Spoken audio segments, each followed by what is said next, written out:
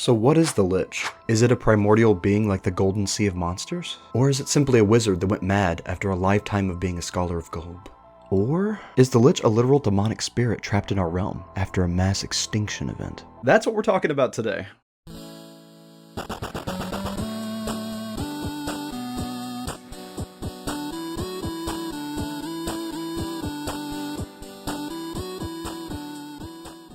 Hello readers and digital people, and welcome back to GP Reads. I am your host, Grant Reads. Alright, now before we begin, let's highlight a comment from the last video. Purple Cat 7836 says, "Don't you also think that Betty's fusion with Golb changed it in some way? I mean, and come along with me. The fusion has Golb screaming out in what seems like pain, and after that, it wipes out all the chaos entities that Golb itself created. I know it can and does act of its own accord, and based off of its comings, I would be interested in knowing how it determines when to do so, whether the comings are of its own accordance or prophesied by the Martians, regardless of whether it's summoned. But what happens when it is summoned?" Well, Purple Cat, I'll actually be making a whole video about this topic, but for now, I'll do the short answer. Starting with the first part, yes, I do think the fusion with Betty changed it in some way. I don't think it really made it less chaotic, but it made it a little less destructive. Because before we see Golb just kind of randomly erase things, I think that Betty's still kind of randomly erasing things, but only if they truly deserve to be erased. And some things that deserve to be erased are not even being erased by her. Take the Lich, for example. And other destructive entities like the Scarab, which was trying to hurt Simon, so by all means, she should have erased it. She's a little bit more lenient. Again, I do think it moves around of its own accord, but I still think it's random. I think it just kind of tosses the dice, and then it observes the universe, and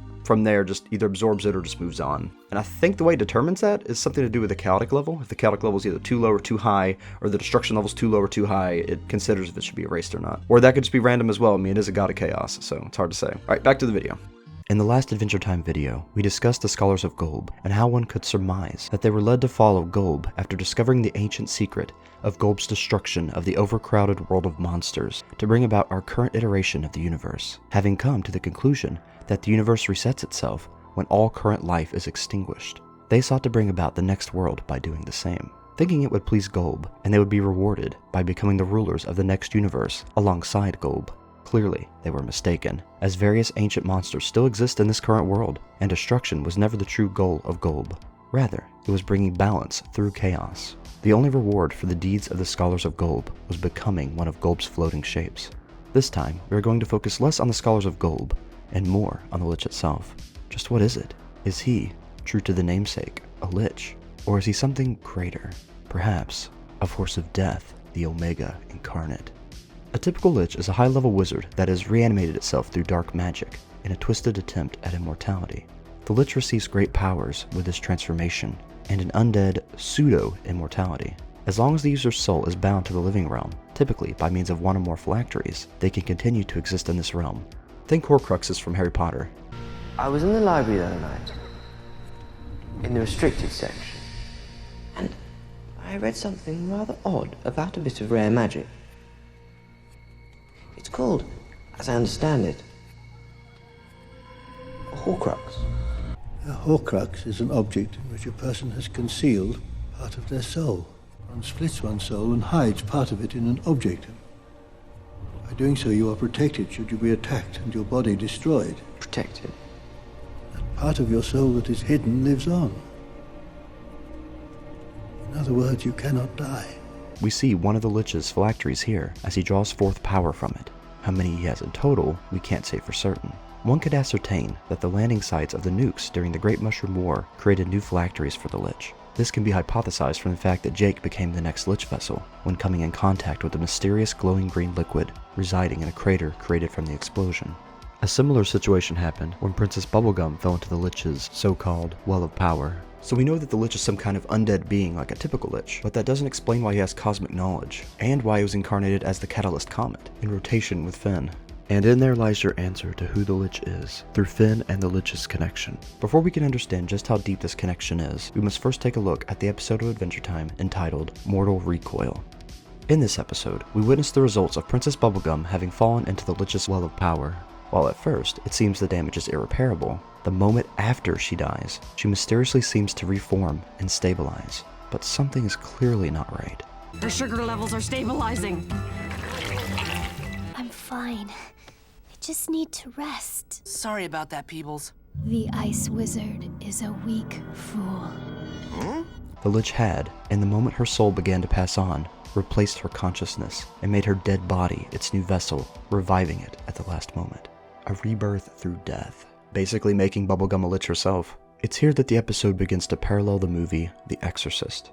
Princess Bubblegum's soul is at war with the liches, her body twisting and contorting as a result, her mouth uttering what seems like nonsense. It's clear that the princess is fighting back, and thus why the Lich had to create a new well of power so that it could empower itself and fully take over her body. It's here where the answers to the Lich's true identity lie. But before moving on to that, I feel it's important to mention that this was our first hint at the harmony of music being the weakness of Golb and its followers, Jake's song causing the Lich to thrash about and even begin to melt.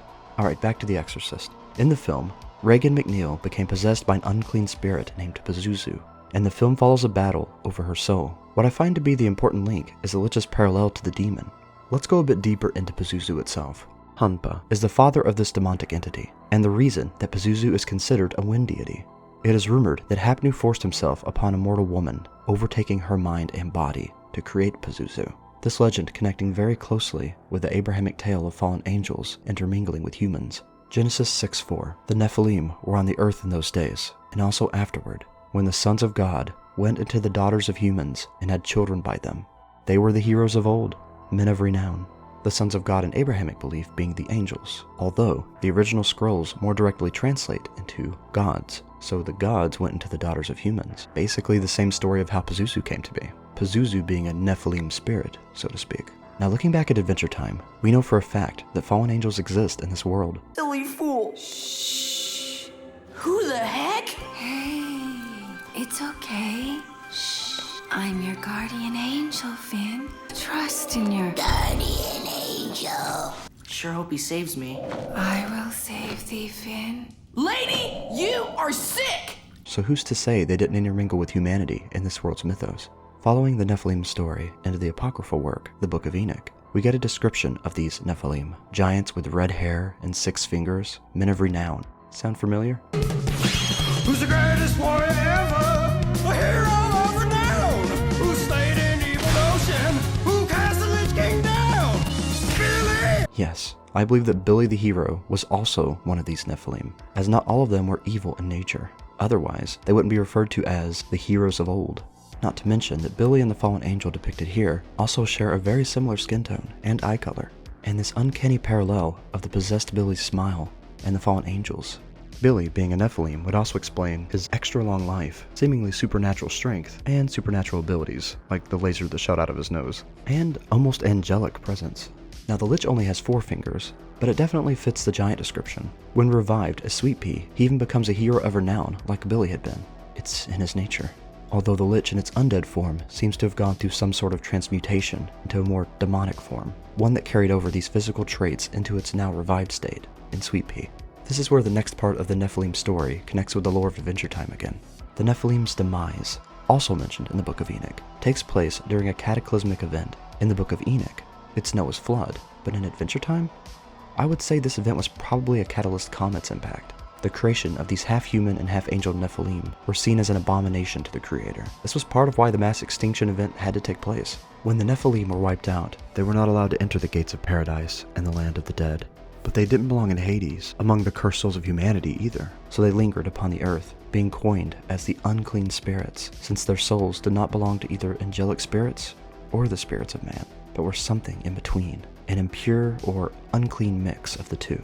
It is from this legend that many get their ideas of the wandering demons upon the earth that can be called upon and used in rituals. Not the demons or evil spirits in hell, as they are something else entirely and cannot leave their post. The Book of Enoch is very plain about these Nephilim becoming the evil spirits that wander the earth, spiteful of man and vengeful towards God for not allowing them into the afterlife. Though some did repent, they all remained on earth. Again, we have confirmation of these demonic or unclean spirits in Adventure Time, as Peppermint Butler can be seen summoning and using one that he trapped in Cinnamon Bun in the episode The Suitor.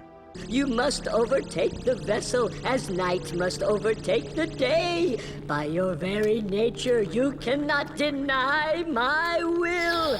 Hello, what jazz is this?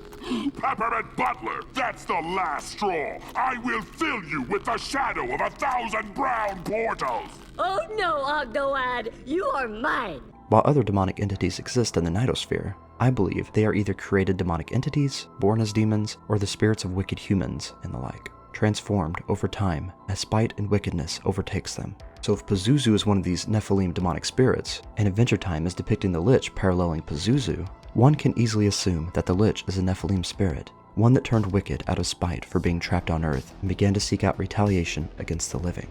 Hence, why he wants to end all life. And we will sail to 1 billion worlds. We will sail until every light has been extinguished. I am the end. This would also lead the Lich to want to follow the will of the antithesis of the god figure, Glob. Glob brings order to the universe, while Golb thrives in chaos. Golb's many draconic features, hands, feet, and tongue, also mirror the antithesis of God mentioned in the Book of Revelation, the Great Red Dragon. The many heads of the dragon possibly being mirrored in the transformed scholars that float around Golb's head. The world was clearly filled with magic in Evergreen's time, similar to how the world is now, post the Great Mushroom War. This return of magic is why we are seeing the return of the Nephilim in the land of Ood today. I would also go as far as to argue that these turning points caused by the comets may have also caused wandering spirits to reincarnate. We know that both Finn and the Lich have reincarnated into the comets themselves, among several other iterations of them. I see my past lives. I was a comet, a butterfly, a thing. I don't know what that is, some kind of shape? Or a dude in another dimension? Do you remember anything about the scary lady? Scary lady. Yeah, I was her. Except she was a chubby tiger. No, wait. She was riding a tiger, and she wasn't scary. These disembodied beings being forced to reincarnate over and over again, as they can't pass on to the afterlife. Would that mean that Finn is another of the more heroic Nephilim? Or a descendant of one? And if Finn and the Lich reincarnated into comets, does that mean that Billy reincarnated into the comet that Finn encountered, confirming Finn as a Nephilim as well? The Lich is very much the exact opposite of Finn. The Lich seeming to represent mass extinction, while Finn, which reincarnated as a butterfly, seems to be a symbol of rebirth. So to assume both are Nephilim isn't that far-fetched, although Finn could be a different cosmic entity altogether, one that was sent to stop the Lich's destruction, and is forced to reincarnate until the deed is done. While Finn did enter the Dead Worlds upon dying, he didn't stay there. It's neither confirmed nor denied that he could stay there, but since he has reincarnated so many times, one could assume that he can't. Or, in the case that he's a cosmic entity sent to hunt the Lich, he won't. Don't you find it funny that the Lich was in the Deadlands this time, controlling the Son of Death itself? This could be why Finn was sent there in the first place, if he truly is a cosmic entity sent to destroy the Lich or stop the Lich, the yin to the yang. It could also be that he merely forced his way into the Dead Worlds to collect Jake this one time, since we see that his other incarnations have remained on Earth. And it could also be the creators of Adventure Time just borrowed from these lore sets and aren't exactly following them as they're written. It's still important to point out these possibilities and parallels to better understand the characters, in my opinion. Speaking of better understanding characters, I think I know exactly who Prismo's boss is, but that will have to wait until the next video. So, in conclusion, the Lich is very likely an unclean spirit, born from the union of fallen angels and mankind, consumed by malice for being trapped among the world of the living, seeking to end all life in retaliation. So what do you think? Let me know in the comments below, and your comment might just be mentioned in the next video. Also, feel free to leave any other theories or ideas you might have about Adventure Time. And remember to stick around for the Hootie joke at the end of this video. But until then, as always, keep your eyes wide open and never stop reading. I'll see you all. Thanks so much for watching. Now I'd like to take this opportunity to thank my patrons and channel members. Thanks to you, I'm able to do what I love. CNK114, Investigator Zeus, Dobby's Music, Jera Mullins, Free Spirit Katie, Vexus, Agnieszka, Granny Monster, Nightmare Luna, Lily Ardat, and Elliot the Epic 242. Really, thank you so much for everything you do. It means the world to me.